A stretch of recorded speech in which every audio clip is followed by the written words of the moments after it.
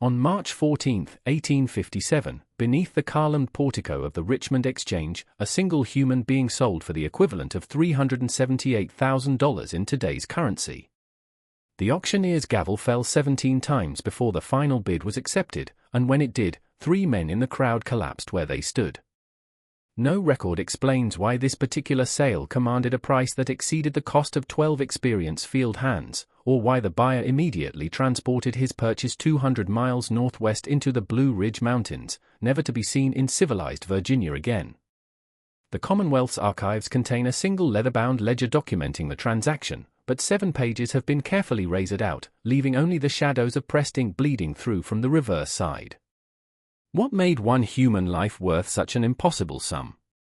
What secret justified a price that plantation owners whispered about in scandalized tones for decades afterward? Before we continue with the story of the Richmond Exchange and the sale that shattered every understanding of human commerce in the antebellum South, we need you to be part of this community. Subscribe to Liturgy of Fear and hit that notification bell because stories like this one, buried deliberately in the silence of history, deserve to be heard. And leave a comment telling us what state or city you're listening from. We want to know where our community of truth seekers is growing. Now, let us return to that March morning when something impossible walked onto the auction block. The sale that March morning would become a wound in Richmond's memory. But to understand why, you must first understand the city itself in those final years before the war. Richmond stood as the jewel of Virginia commerce in 1857, her tobacco warehouses lining the James River like monuments to prosperity. The city's tree-lined streets stretched between the Capitol building, designed by Jefferson himself, and the sprawling market districts where fortunes changed hands daily. Church bells marked the hours from a dozen steeples, calling the faithful to worship in a city that considered itself the most civilized jewel of the South.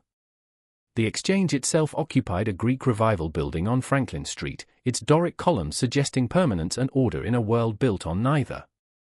The population of 38,000 souls divided themselves along predictable lines, the merchant class in their federal-style townhouses on Church Hill, the working poor in cramped quarters near Shockoe Bottom, and the enslaved who outnumbered their owners but remained invisible in every civic calculation.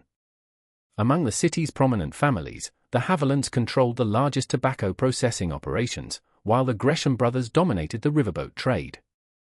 But it was the auction houses that truly defined Richmond's economic character, processing more than 12,000 sales annually in a market that treated human beings as readily negotiable commodities.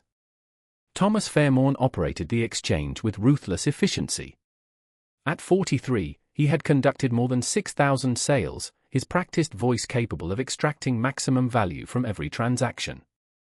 He kept meticulous records in leather-bound ledgers, documenting not just prices, but peculiarities, distinguishing marks, skills, and the occasional notation that revealed more than any balance sheet. Asterisk defiant eyes. Likely trouble. Read scripture. Dangerous. Asterisk his office overlooked the auction floor, allowing him to observe the crowd's mood before each sale, adjusting his strategy accordingly. March 14th began unremarkably. The morning's first lots consisted of field hands from a bankrupt plantation in Goochland County, 7 men and 3 women who sold for predictable prices to predictable buyers. Fairmorn moved through the transactions with mechanical precision, his voice rising and falling in the practiced cadence that signaled confidence to potential purchasers. The crowd numbered perhaps 80 men, their faces familiar from 100 previous sales. Then, at precisely 11:47 by the exchange clock, everything changed. The crowd's murmur died when the side door opened and a figure emerged, accompanied by 2 men whose clothing marked them as having traveled considerable distance. Their boots carried mud from unpaved roads, and their coats bore the wear of rough country, but it was the third person who commanded every eye. She stood perhaps 5.5 feet tall, her posture rigidly erect despite the iron shackles connecting her wrists.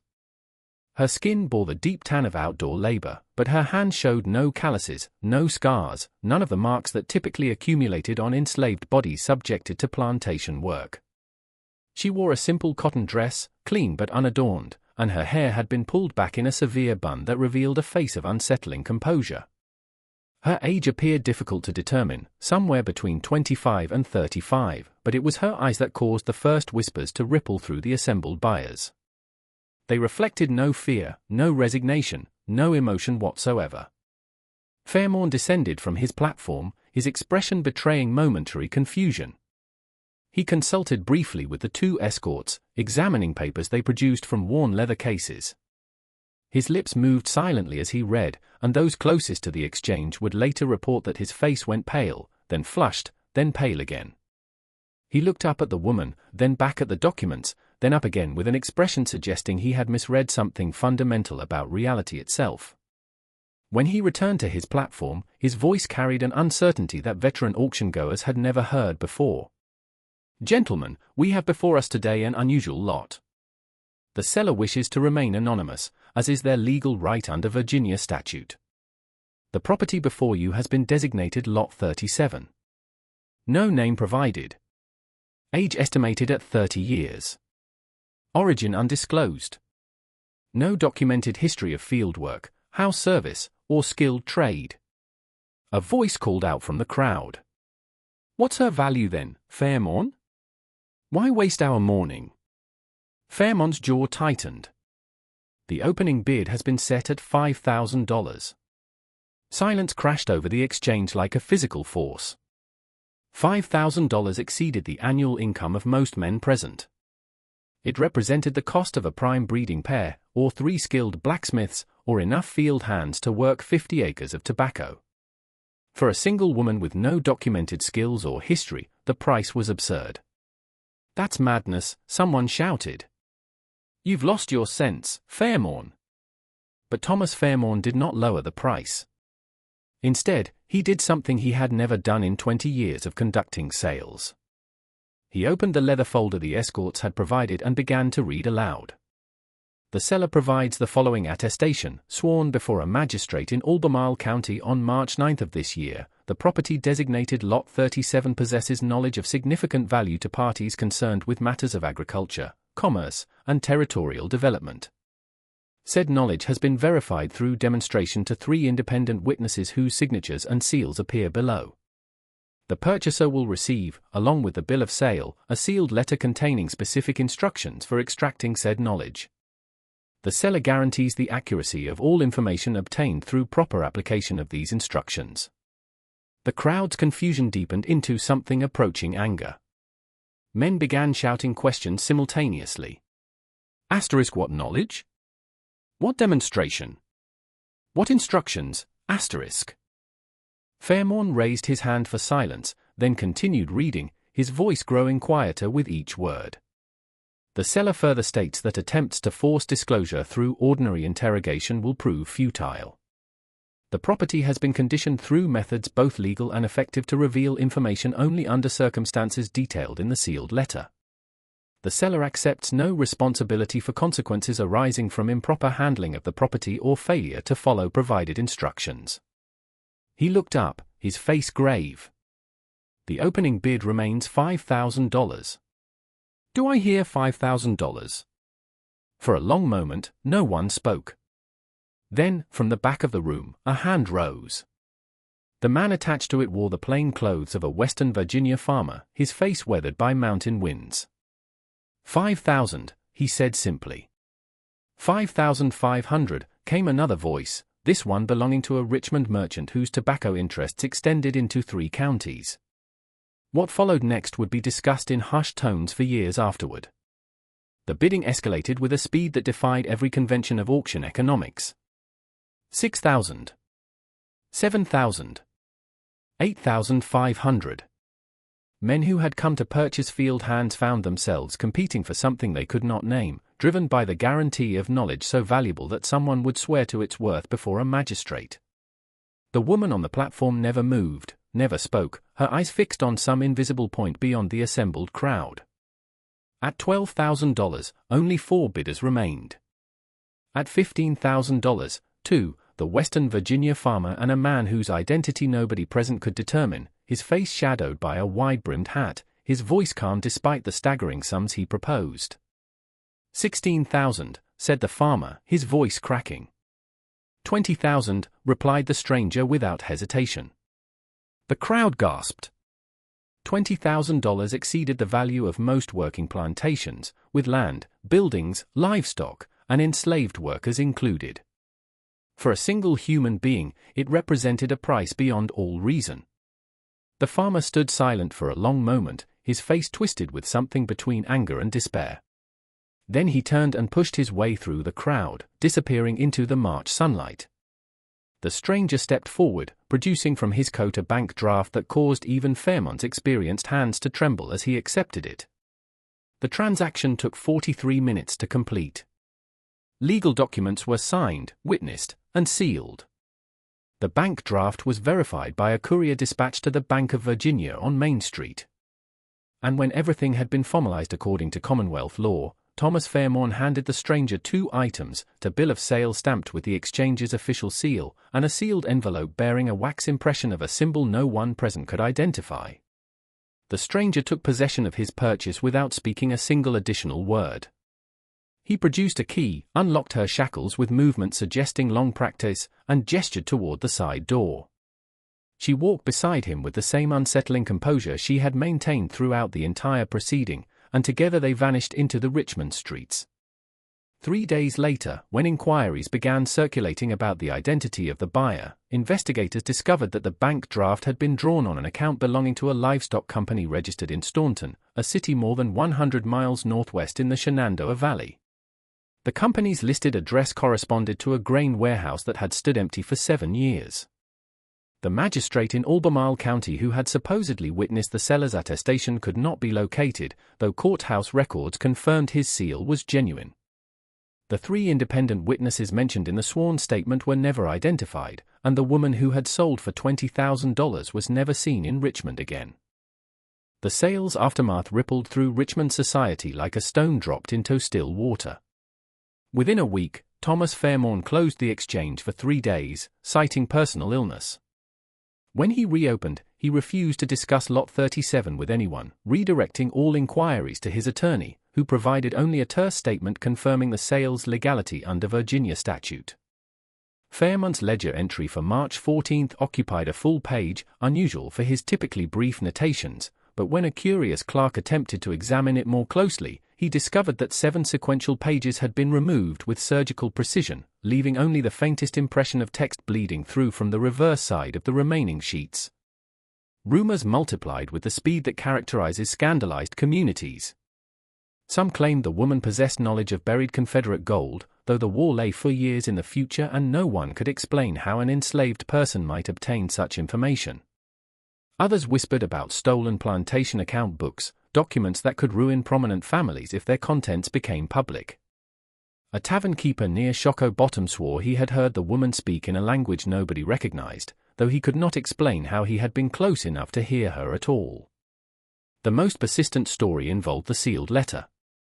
According to this version, passed from merchant to merchant in hushed conversations, the instructions detailed a specific ritual involving isolation, darkness, and questions posed in a particular order.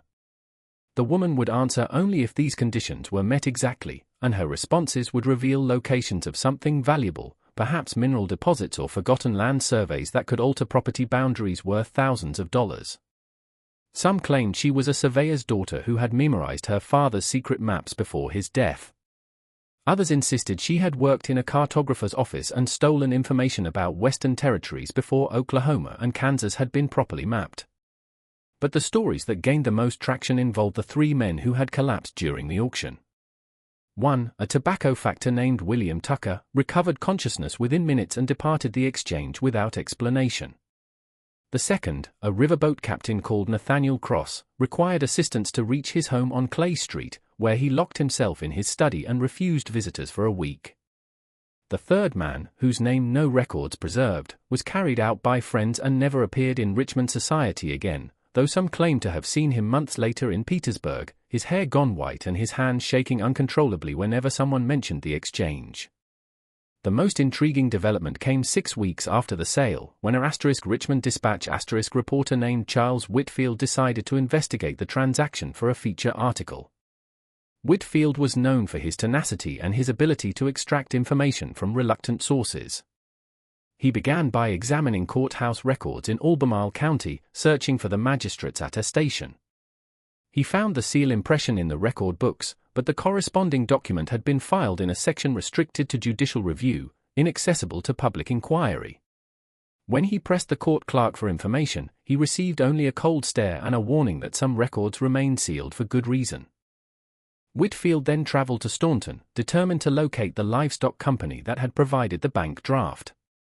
The warehouse at the registered address stood exactly as described, empty, its windows boarded, its door secured with a chain and padlock that showed fresh scratches suggesting recent opening. When Whitfield questioned neighboring business owners, he received contradictory accounts. One claimed the warehouse had been purchased by a land speculator from Lexington. Another insisted it belonged to a mining concern operating in the Western Mountains. A third refused to discuss it at all, turning away when Whitfield produced his reporter's credentials. The trail went cold until late July, when Whitfield received an anonymous letter delivered to the *Dispatch* offices. The envelope contained no return address, and the postmark indicated it had been sent from Waynesboro, a small town in Augusta County nestled against the Blue Ridge Mountains. The letter itself consisted of 3 sentences written in elegant script. The knowledge she carries could redraw maps. Some borders exist only in men's minds.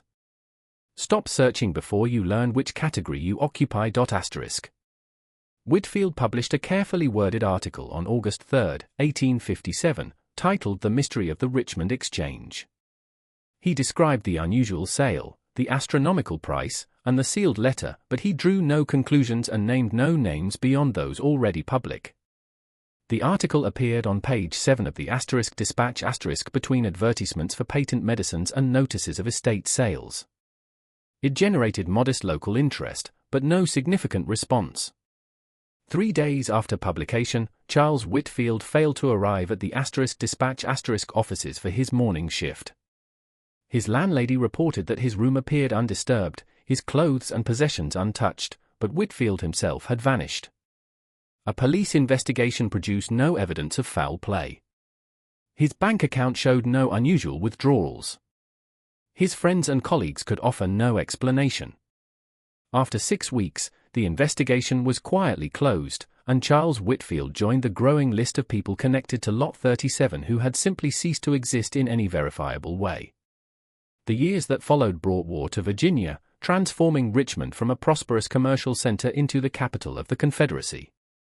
The Exchange building served as a military depot during the conflict, then stood abandoned during Reconstruction, its auction floor silent, its records boxed and stored in a courthouse basement where they gathered dust alongside thousands of other documents deemed no longer relevant to a changed world.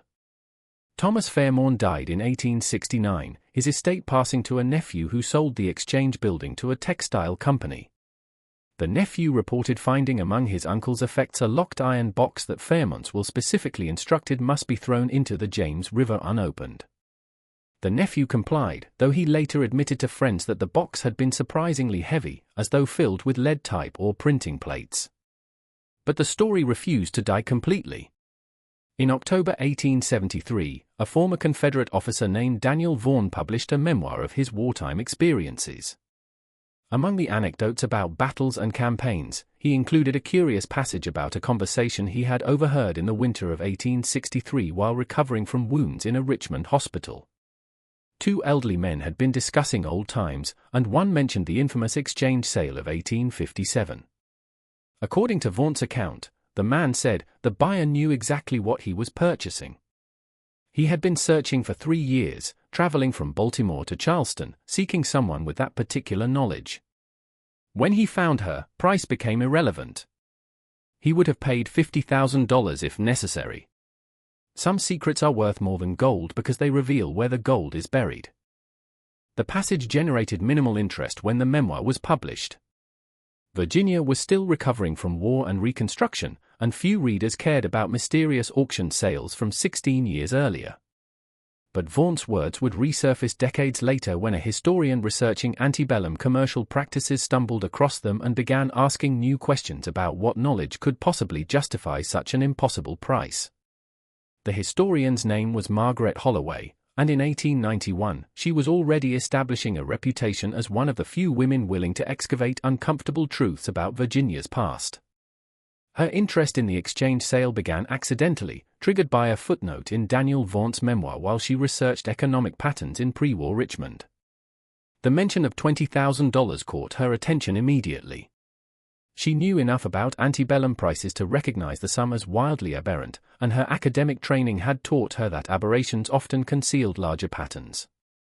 Holloway began her investigation in the Richmond courthouse, requesting access to the exchange records transferred there during Reconstruction.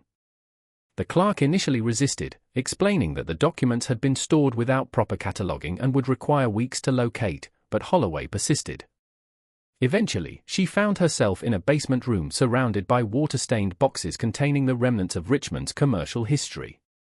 The ledgers were there, dozens of them, documenting thousands of transactions in Thomas Fairmont's precise handwriting.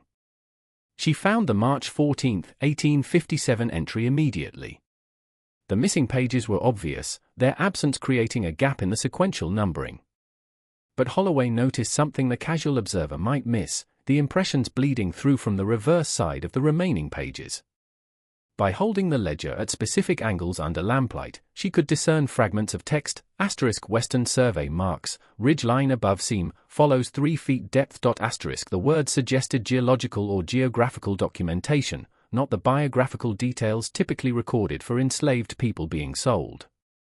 Holloway spent 3 days attempting to decipher more, using various lighting techniques and even a magnifying glass borrowed from a jeweler on Main Street. She managed to extract approximately 40 partial words across the 7 missing pages, enough to convince her that the removed entries described something related to land boundaries or possibly mineral deposits. Her next step took her to Staunton, following the same trail Whitfield had pursued 34 years earlier. The warehouse had been demolished in 1885, replaced by a hardware store whose owner had no knowledge of previous occupants. But Holloway was more thorough than Whitfield. She examined property transfer records at the Augusta County Courthouse, tracing the warehouse's ownership backward through multiple transactions. The chain of title revealed a pattern: the building had changed hands 7 times between 1857 and 1885, each transfer occurring within months of the previous one, and each new owner listing an address in a different Virginia county. The final owner before demolition was recorded as a trust administered by an attorney in Charlottesville. But when Holloway attempted to locate this attorney, she discovered he had retired in 1887 and moved to Philadelphia, leaving no forwarding address. Dead ends accumulated. Every promising lead dissolved into confusion or silence. Holloway began to suspect deliberate obfuscation, a coordinated effort to erase any trail connecting back to the original transaction. But she possessed a researcher's stubbornness. And in November 1891, she experienced a breakthrough that would reshape her entire investigation.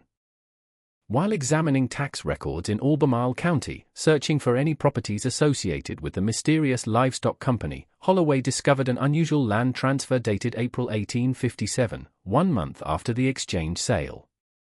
A tract of 240 acres in the Blue Ridge Mountains near a place called Swift Run Gap had been purchased by a buyer listed only as *J. Marlowe, agent. The price recorded was $12,000, a substantial sum for mountain land generally considered unsuitable for cultivation.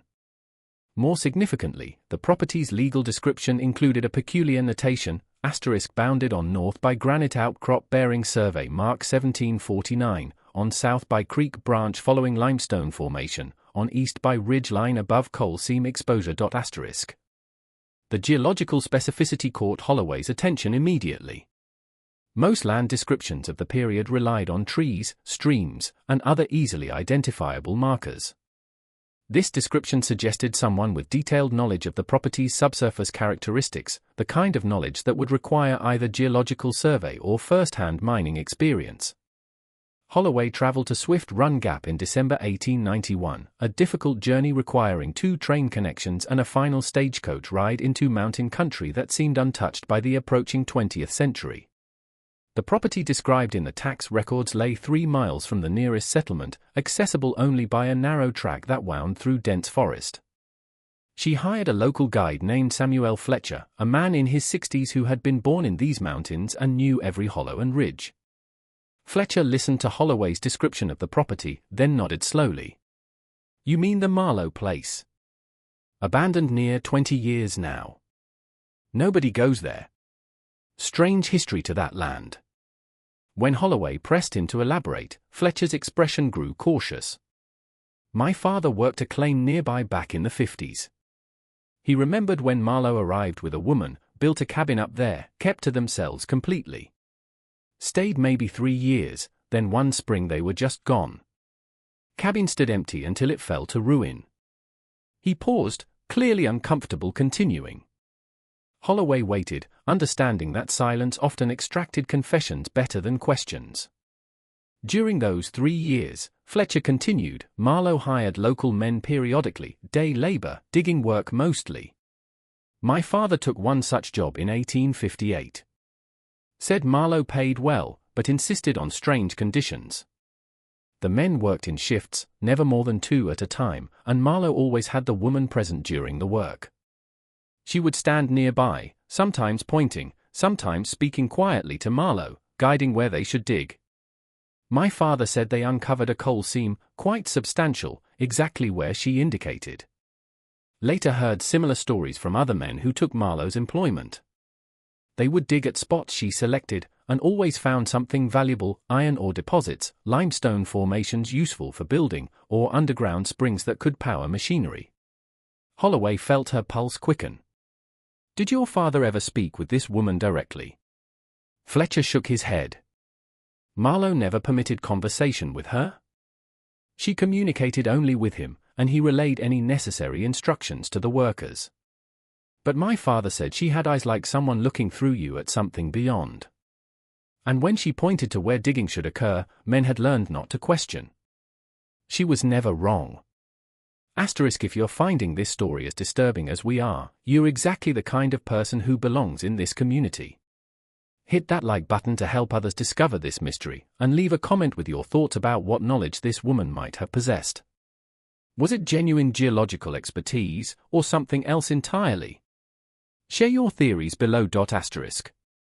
Let's continue into the mountains where this impossible secret was finally put to use. The mountains where Lot 37 had vanished held more secrets than Margaret Holloway initially imagined. Fletcher agreed to guide Holloway to the abandoned property, though he insisted they make the journey in daylight and return before dark.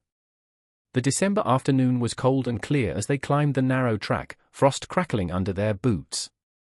The forest had reclaimed much of the clearing where the cabin once stood, but remnants remained, a stone chimney rising from collapsed timbers, a well shaft carefully covered with fitted boards, and, most intriguingly, a series of excavation sites scattered across the property, each one now overgrown but still visible as depressions in the forest floor.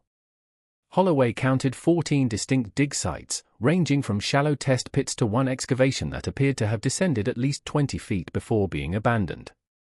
At Fletcher's suggestion, they examined the well shaft first. When he lifted the covering boards, they discovered that the shaft had been sealed with clay and stones at a depth of approximately 8 feet, an unusual construction choice that suggested the well's purpose extended beyond water collection. This is how Marlowe stored his ore samples, Fletcher explained. Kept them cool and dry, protected from weather. My father mentioned it.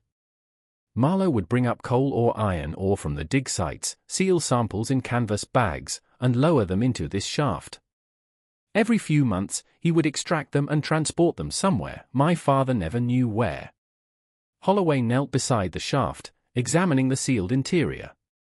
The clay showed marks of repeated opening and closing, suggesting frequent access over an extended period. But what struck her most forcefully was the precision of the excavation itself. The shaft descended straight and true, its walls carefully mortared with local stone, its construction suggesting engineering knowledge far beyond typical mountain building practices. They spent 2 hours exploring the property, examining each dig site in turn. A pattern emerged. The excavations followed a rough line running northeast to southwest, approximately parallel to the ridgeline but offset by perhaps 300 feet. When Holloway plotted their positions on a hand-drawn map, the alignment became obvious. The dig sites traced the underground path of a geological formation, likely a coal seam or similar mineral deposit, with remarkable accuracy. As they prepared to depart, Fletcher pointed out one final detail. Near the collapsed cabin, barely visible beneath accumulated leaves and soil. A flat stone bore carved markings, a series of numbers and symbols that resembled surveying notations. Fletcher couldn't decipher them, but Holloway copied them carefully into her notebook, recognizing their potential significance. The return journey was conducted in thoughtful silence. When they reached the settlement where Fletcher lived, Holloway asked one final question. Did anyone ever discover what happened to Marlowe and the woman, where they went when they left? Fletcher's expression darkened. There was talk. Some said Marlowe sold his survey information to a mining company in Pittsburgh, made a fortune, and disappeared into the West. Others claimed he died up there in the mountains, and the woman simply walked away, vanishing back into whatever world she came from. But my father believed something different. He said that in the spring of 1860, he saw a woman matching her description boarding a train in Charlottesville, traveling alone, wearing fine clothes inappropriate for someone of her legal status. He didn't approach her, didn't alert authorities, just watched her disappear into a private car attached to a northbound train. He claimed she turned at the last moment before boarding, looked directly at him though they stood 50 feet apart, and smiled. Not a friendly smile, he said. A smile of recognition, as though she knew he had worked on Marlowe's property and wanted him to understand something important. He never could explain what that something might be. Margaret Holloway returned to Richmond on December 19, 1891, her mind churning with implications she barely dared to articulate. The evidence she had gathered suggested something that challenged every assumption about the antebellum South social structure: an enslaved woman possessing sophisticated geological knowledge, valuable enough to command an astronomical price and accurate enough to locate mineral deposits with precision that seemed almost supernatural. But Holloway knew there was nothing supernatural about geological expertise. It could be learned, developed through experience or training, particularly by someone with access to survey records, mining operations, or scientific instruction. The question that haunted her was how How does an enslaved woman acquire such knowledge in a society designed to prevent education, restrict movement, and eliminate every possibility of advancement? Where does she learn to read geological formations, interpret survey marks, and predict subsurface mineral locations with enough accuracy to never be wrong, according to Fletcher's father's account? Holloway spent January and February of 1892 pursuing a new line of investigation. She examined records of geological surveys conducted in Virginia during the 1840s and early 1850s, searching for any mention of enslaved labor being used in survey parties. The Virginia Geological Survey, established in 1835, had employed numerous field teams to map the state's mineral resources, and Holloway knew that these teams often hired local labor, both free and enslaved, to assist with physical work, carrying equipment, digging test pits, processing ore samples. Her persistence yielded results. In a dusty archive room in the Virginia State Library, she discovered field journals from an 1847 survey expedition led by a geologist named William Barton Rogers, who would later become the founder of the Massachusetts Institute of Technology. Rogers's team had spent 6 months mapping coal deposits in the Blue Ridge region, and his detailed journals included periodic mentions of the workers who accompanied them. One entry, dated July 23, 1847, stopped Holloway cold. Our expedition has been greatly aided by the addition of a Negro woman, property of Colonel Thaddeus Hargrove of Albemarle County, who has demonstrated unexpected facility for geological observation. While illiterate, she possesses remarkable visual memory and has proven capable of recognizing similar rock formations across widely separated sites. Colonel Hargrove hired her to our party for the nominal sum of $3 weekly, explaining that she had previously served in his household but showed aptitude for outdoor work. Her contributions have accelerated our mapping efforts substantially. Holloway cross-referenced the name Thaddeus Hargrove with property records, discovering that he had owned a plantation of moderate size near Charlottesville. He had died in 1853, and his estate inventory listed 18 enslaved people, but no individual names were recorded, only ages and general descriptions. There was no way to identify which, if any, of these individuals might have been the woman who assisted Rogers's survey team. But the connection was tantalizing.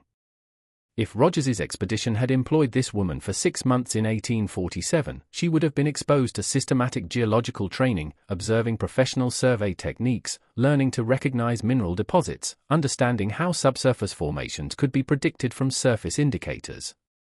A person with sufficient intelligence and memory could absorb enormous amounts of practical knowledge during such an experience, particularly if they understood that knowledge might someday represent their only path to freedom or value. Holloway began searching for other geological survey records, hoping to find additional mentions of the same individual.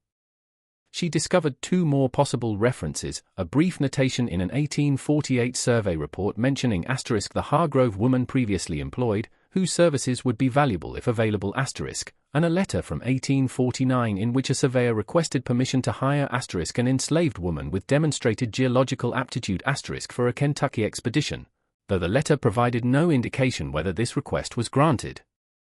The pattern suggested something extraordinary, a woman who had somehow acquired valuable technical skills through circumstances that violated every social convention of her time, who had then been removed from plantation labor and employed in scientific work, accumulating knowledge that would eventually make her worth an impossible sum on the Richmond Exchange auction block. But new questions emerged, darker ones. If Colonel Hargrove had died in 1853, who owned the woman afterward? Who recognized her value and decided to bring her to Richmond for sale in 1857? And most troubling, who was the buyer who called himself J. Marlowe, who paid $20,000 and transported her to the mountains where her knowledge could be exploited in complete isolation? Holloway's investigation took a disturbing turn in March 1892 when she received a letter from a source who insisted on remaining anonymous. The letter, postmarked from Baltimore, contained a single sheet of paper with a brief message written in educated handwriting, * you seek the woman from the exchange. I can tell you her name, but knowledge carries a price. Discontinue your investigation and I will reveal what you wish to know. Continue and you will discover why some secrets remained buried even after the war freed those who kept them. * The letter included no address, no signature, no method for Holloway to respond. Its arrival demonstrated that someone was monitoring her research, tracking her movements, and becoming concerned about what she might uncover. A lesser researcher might have heeded the warning. Margaret Holloway was not lesser. She redoubled her efforts, focusing now on identifying J. Marlowe. The name itself was likely false, but the land purchase in April 1857 had required a legitimate signature and payment. She requested records of all banking transactions in Staunton during March and April 1857, hoping to find the source of the $12,000 used to purchase the mountain property. The request was denied. She attempted to access county tax records to identify who had paid property taxes on the Swift Run Gap land between 1857 and 1860. Those records, she was informed, had been destroyed in a courthouse fire during the war, though no other Augusta County records from that period showed fire damage. The obstacles multiplied. Every promising lead vanished into bureaucratic complexity or convenient destruction of documents. Holloway began to suspect coordinated resistance, but she could not identify who might be orchestrating it, or why, decades after the original events, anyone would care about suppressing information about a single enslaved woman who had demonstrated geological expertise. Then, in late April 1892, Holloway received a visitor at her Richmond boarding house. The man who called on her was elderly, perhaps 70, dressed in clothing that suggested former prosperity now faded. He introduced himself as Robert Dunmore, claimed to have information about the exchange sale, and insisted their conversation must remain completely confidential. When they were seated in the boarding house parlor, Dunmore spoke in a voice barely above a whisper. I was there that March day in 1857. I bid on her, went to $5,000 before dropping out. Couldn't justify hire, but I knew what she was worth because I had seen her work. Holloway leaned forward, her heart racing. You knew her before the sale? Dunmore nodded. I was a mining engineer in those days, working for a company surveying Western Virginia for coal and iron deposits. In the summer of 1856, we hired day labor from various plantations, needed men to dig test pits. One property owner sent a woman instead, said she was more valuable for our purposes than any field hand. We were skeptical, but the owner was insistent, so we took her for a week's trial. He paused, his expression suggesting he still struggled to believe what he was remembering. Miss Holloway, I have worked with professional geologists from European universities. I have consulted with mining engineers trained at the best technical schools. That woman possessed more practical geological knowledge than any of them. She could read a landscape the way you or I read a newspaper. Stand her on a ridge, let her observe the rock formations, the vegetation patterns, the way water drained, and she would tell you exactly what lay beneath the surface: coal seams, iron ore, limestone formations suitable for quarrying. She was never wrong. Not once in that entire week did her predictions fail to match what we found when we dug. Holloway's mind raced. How did she communicate this knowledge? She couldn't read or write, or so we believed, though I had doubts about that. She would point and speak simply: dig here, 8 feet depth, you will find coal of good quality.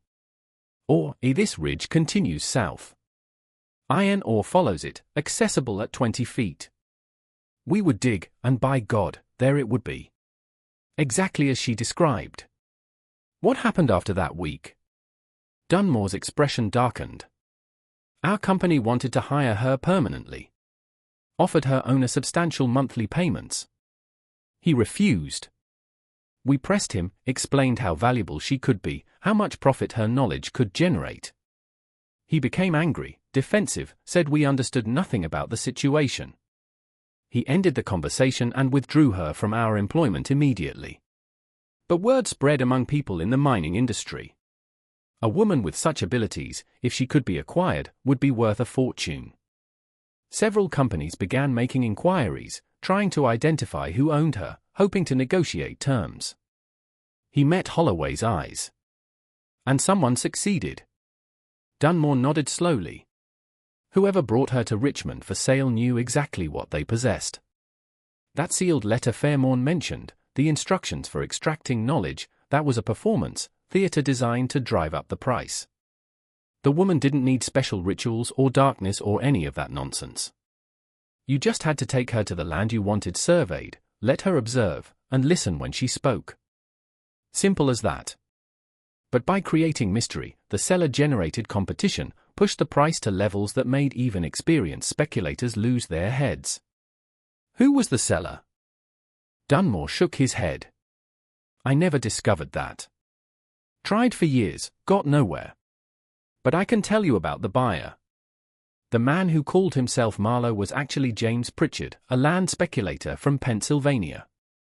He made his fortune buying mineral rights in undeveloped territories, then selling them to mining companies at substantial profit. He had been searching for geological expertise, some method to identify valuable land before competitors did. When he heard about the woman, he became obsessed. He would have paid $50,000 if necessary. $20,000 was a bargain for what she gave him, which was 3 years of surveying mountain properties in Virginia, Pennsylvania, and possibly Tennessee. Pritchard acquired mineral rights to dozens of tracts, all of which later proved to contain valuable coal or iron deposits. He sold those rights for amounts that made his initial $20,000 investment look trivial. Then, in 1860, he disappeared, took his fortune and vanished, just like the woman herself. Holloway asked the question that had haunted her for months. What was her name? Dunmore met her eyes. I never knew it. In that week we employed her, she never spoke her name, and her owner never provided it. She was just property, after all, and property needs no name beyond what the owner chooses to assign. But I will tell you something I have told no one else in the 35 years since that March day. When the auction was concluded, when Pritchard took ownership and removed her shackles, she spoke just once before they departed. She looked back at the assembled crowd and said, "You have purchased knowledge, but knowledge requires payment beyond gold." Then she walked out beside Pritchard, and I never saw her again. But I have thought about those words every day since. Knowledge requires payment beyond gold. What did she mean? What payment was she exacting? And from whom? Margaret Holloway never published her research. The comprehensive article she had planned, documenting the mystery of Lot 37 and the woman who possessed impossible knowledge, remained unfinished in her files when she died in 1903. But her notes survived, archived eventually in the Virginia Historical Society, where they gathered dust for decades alongside thousands of other documents deemed too specialized or controversial for general interest. The truth about the woman's identity would not emerge until 1947, when a graduate student researching antebellum geological surveys for his dissertation stumbled across an obscure memoir published privately in 1871. The author was William Barton Rogers himself, the geologist who had led the 1847 Blue Ridge expedition. In this memoir, which circulated among only a handful of scientific colleagues, Rogers included a detailed appendix discussing enslaved labor's role in 19th-century American science. Among his observations, Rogers wrote candidly about the ethical complexities of employing enslaved people in scientific work, * we exploited their labor while denying them education. Yet occasionally we encountered individuals whose natural intellect surpassed our own. One such person was a woman we employed in 1847, property of Colonel Hargrove. She possessed eidetic memory and spatial reasoning abilities I have encountered only rarely among trained scientists. When I attempted to discuss with Colonel Hargrove the possibility of purchasing this woman's freedom, intending to offer her formal geological training, he became violently angry and threatened legal action if I pursued the matter.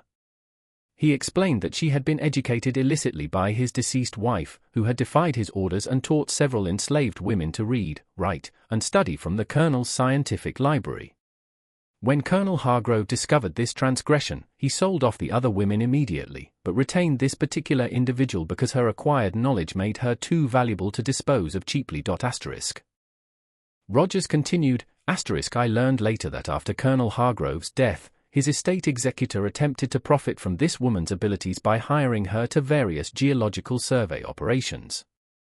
The woman understood her peculiar position, her knowledge made her valuable, but also made her dangerous, for educated enslaved people threatened the very foundation of the institution that held them captive. She apparently chose silence as protection, revealing her capabilities only when circumstances made concealment impossible or unprofitable. The memoir provided one additional crucial detail, I recorded this woman's given name as Anna, though I suspect this was a name imposed rather than chosen. She carried herself with dignity inappropriate for her legal status, and I detected in her expression a fierce intelligence that circumstances had forced into channels where it could never find full outlet. When our expedition concluded, she thanked me in Latin, flawlessly pronounced, then walked away before I could respond. That moment has haunted me for 24 years. We denied that woman everything, her freedom, her autonomy, her right to develop the intellectual gifts she possessed in such abundance. Yet she maintained her dignity and used the fragments of knowledge she had stolen or been given to create value where society said she had none. I do not know what became of her after Colonel Hargrove's death, but I pray she found some measure of justice in a world designed to prevent it. The graduate student who discovered Rogers's memoir was named Thomas Edgerton, and he possessed the investigative instincts of a natural historian. He connected Rogers's account with the fragmentary records of the Richmond Exchange sale, recognizing that Anna and Lot 37 were almost certainly the same person. He tracked down Margaret Holloway's archived research, discovered Robert Dunmore's account, and synthesized everything into a dissertation that would become, after publication in 1950, one of the most widely cited works on enslaved people's contributions to American scientific development. But Edgerton went further. He attempted to trace what happened to Anna after 1860, when Samuel Fletcher's father claimed to have seen her boarding a northbound train. The trail led through fragmentary records and persistent rumors, each piece adding detail to an extraordinary story of survival and calculated vengeance.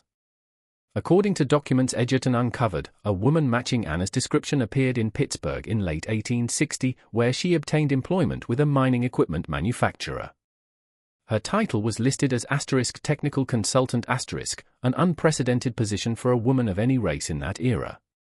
She worked there for 3 years, advising on mineral deposit identification and survey techniques, earning sufficient income to purchase her own freedom legally once wartime chaos made such transactions possible. By 1864, she had relocated to Philadelphia, where she established herself as a private geological consultant to mining companies and land speculators. What makes Anna's post-war career remarkable is not merely that she succeeded in a field dominated entirely by white men, but how she succeeded. Edgerton discovered correspondence suggesting that Anna maintained detailed records of everyone who had profited from her enslaved labor, the survey companies that hired her, the plantation owners who rented her expertise, the speculators who purchased her knowledge while denying her humanity. Once free, she systematically undermined many of these men's business interests by providing competing companies with superior geological intelligence, always at prices slightly lower than what her former exploiters charged. Several mining operations that had prospered using Anna's enslaved expertise collapsed into bankruptcy within 5 years of her emancipation, their downfall engineered with surgical precision by the woman whose knowledge they had stolen. The most devastating revenge involved James Pritchard, the man who had purchased her for $20,000 in 1857. Pritchard had built a mining empire on Anna's geological surveys, acquiring mineral rights across Appalachia. But in 1869, he made a crucial error. He attempted to hire Anna directly, apparently unaware that she was the same woman he had purchased and exploited years earlier. Anna accepted the employment, conducted a thorough survey of Pritchard's newest acquisition, a property in Pennsylvania's coal country, and provided him with a detailed report indicating vast coal deposits at accessible depths. Pritchard invested his entire fortune in developing the property based on Anna's survey. The coal deposits existed exactly where she indicated. But what Anna's report failed to mention was that the seams were contaminated with sulfur at levels that made the coal commercially worthless. By the time Pritchard discovered this, he had spent everything, and his creditors foreclosed on his mining empire. He died in poverty in 1874, having lost the fortune he built on the back of Anna's enslaved labor. Edgerton's research suggested Anna lived until at least 1892, possibly longer. She never married, maintained no permanent residence, and disappeared periodically for months at a time, presumably conducting survey work in remote locations. The last confirmed reference to her appears in an 1892 Philadelphia Business Directory, where she is listed as *A. Hargrove, geological consultant *. The use of her former owner's surname a bitter irony that may have been deliberate mockery of the man who had both educated and enslaved her. But perhaps the most extraordinary detail in Edgerton's account concerns the sealed letter, the mysterious instructions for extracting Anna's knowledge that Thomas Fairmorn referenced during the 1857 auction. According to a source Edgerton identified only as *, a descendant of the estate executor who sold Anna in Richmond *, the sealed letter contained exactly 3 sentences. * This woman possesses knowledge acquired through means that violated Virginia law. She will share that knowledge only if treated with respect and compensated fairly. Fail in either obligation, and you will find that knowledge can be a weapon more devastating than any physical force. The letter was not instructions for extracting knowledge. It was a warning that Anna herself had dictated, forcing her seller to include it as a condition of the auction. She had ensured that whoever purchased her understood exactly what they were buying, not a passive repository of geological data, but a woman who knew her own value and would make her new owner pay for that knowledge in ways that extended far beyond the $20,000 purchase price. Thomas Edgerton's dissertation, *The Geologist Who Could Not Be Free, Anna and the Economics of Enslaved Expertise *, was published in 1950 by the University of Virginia Press. It sold modestly, attracting primarily academic readers interested in the intersection of slavery, science, and American economic development. The book received respectful reviews in historical journals, won no major awards, and gradually faded from prominence as newer scholarship emerged. But among a small community of researchers focusing on enslaved people's intellectual contributions to American development, Edgerton's work became foundational. It demonstrated conclusively that enslaved people had participated in scientific endeavors at levels previously unrecognized, that some had acquired sophisticated technical knowledge despite systematic efforts to prevent education, and that the intellectual property produced by enslaved labor had enriched countless white Americans who never acknowledged the source of their prosperity. Anna's story also raised uncomfortable questions about how knowledge itself can become a form of bondage. She had been educated against her owner's wishes, then found that education transformed her from a household servant into a commodity worth $20,000. Her knowledge gave her value but not freedom. Even after emancipation, she remained trapped by circumstances, unable to claim credit openly for her geological expertise because doing so would reveal her former enslaved status and destroy her credibility in a white-dominated profession. She had to operate from the shadows, using her knowledge as a weapon against those who had exploited her because open acknowledgement would have invited either ridicule or violent suppression. The Richmond Exchange building, where Anna stood on that March morning in 1857, was demolished in 1953 to make way for a parking garage. No historical marker commemorates the location, and few Richmond residents today know that anything significant occurred there. The leather-bound ledgers documenting thousands of antebellum sales, including Lot 37, remain archived in the Virginia State Library, available to researchers by appointment but rarely examined. The 7 missing pages have never been recovered, and speculation continues about what information Thomas Fairmorn considered necessary to destroy. Samuel Fletcher's family maintained their homestead in the Blue Ridge Mountains for 3 more generations before selling the property to a logging company in 1941. The abandoned cabin where Anna lived during her 3 years with James Pritchard has long since rotted away, leaving no trace beyond a slight depression in the forest floor and the sealed well shaft that occasionally confounds modern hikers who stumble across it. The 14 excavation sites she identified remain visible to trained eyes, each one marking a location where her impossible knowledge transformed worthless mountain land into valuable mineral deposits. Margaret Holloway's unfinished article about the exchange sale was discovered among her papers by a niece who donated them to the Virginia Historical Society in 1904. The niece attached a note explaining that Holloway had ceased working on the project abruptly in May 1892, offering no explanation beyond a brief statement that some stories resist conclusion because their meaning continues beyond any comfortable ending star. Holloway spent her final decade researching other topics, producing several well-regarded articles about Virginia commercial history, but she never again investigated anything connected to enslaved labor or the Richmond auction houses. Robert Dunmore, the mining engineer who had employed Anna briefly in 1856 and witnessed her sale the following year, died in 1901. His obituary in the Richmond Times-Dispatch made no mention of his involvement in mining or geological surveying, describing him instead as a retired merchant who had led a quiet, unremarkable life. But among his effects, his children discovered a locked box containing approximately 50 pages of handwritten notes dated between 1857 and 1900, documenting everything he remembered about Anna and the impossible knowledge she possessed. The notes included his own analysis of how she might have acquired such expertise, his theories about where she learned to read geological formations, and his growing conviction, developed over decades of reflection, that Anna's story represented something profound about American society, that intelligence and capability flourish regardless of circumstances, that knowledge cannot be permanently suppressed, and that those who exploit others' intellects without acknowledgement ultimately pay a price, whether they recognize it or not. The final entry in Dunmore's notes, dated 3 weeks before his death, contains a single question he posed but never answered: did Anna truly possess supernatural abilities to read the earth? Or was she simply a brilliant woman who learned to exploit others' willingness to believe in mystery rather than acknowledge her humanity? That question remains unanswered, though modern geologists who have examined the sites where Anna conducted surveys confirm that her predictions about subsurface formations were remarkably accurate, consistent with professional-level expertise that would require years of training and practical experience.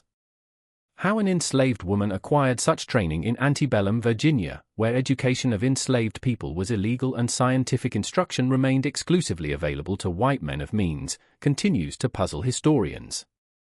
Some suggest she had access to Colonel Hargrove's library for years before he discovered his wife's transgression, absorbing geological texts and survey manuals through forbidden reading. Others propose that her work with William Barton Rogers and subsequent geological expeditions provided practical training that complemented theoretical knowledge gained elsewhere. A few researchers have suggested that Anna possessed genuine eidetic memory, allowing her to visualize and retain complex spatial relationships after a single observation, then apply that visual memory to predict what lay beneath the surface. Whatever the explanation, Anna's story demonstrates that intelligence and expertise can flourish under even the most oppressive circumstances, and that knowledge, once acquired, becomes a form of power that cannot be entirely controlled by those who believe they own the person possessing it. The woman who sold for an impossible price on a March morning in Richmond understood something her buyers never grasped. Knowledge requires payment beyond gold *, and the debt always comes due eventually. The sites where Anna lived and worked remain scattered across Virginia, Pennsylvania, and possibly other states, unmarked and largely forgotten. The fortunes built on her geological surveys enriched dozens of families who never knew the source of their prosperity. The mining companies that profited from her enslaved expertise are long defunct, their records lost to time or deliberately destroyed. But somewhere in those mountains, in the patterns of excavation sites and sealed well shafts, in the missing pages of auction house ledgers and the fragmentary memoirs of men who witnessed something they could barely comprehend, Anna's story persists. What do you think of this story? Do you believe Anna's knowledge was truly learned, or did she possess abilities we still cannot explain? How should we remember people like Anna, whose contributions to American development went unacknowledged for decades, whose brilliance was exploited while their humanity was denied? Leave your comment below. If you enjoyed this tale and want more stories of forgotten history, subscribe, hit the notification bell, and share with someone who loves mysteries that challenge our understanding of the past. The algorithm favors videos that get early engagement, so your like and comment in the first hour really help this story reach others who need to hear it. See you in the next video, where we will continue exploring the dark corners of American history where the impossible and the forgotten wait to be discovered.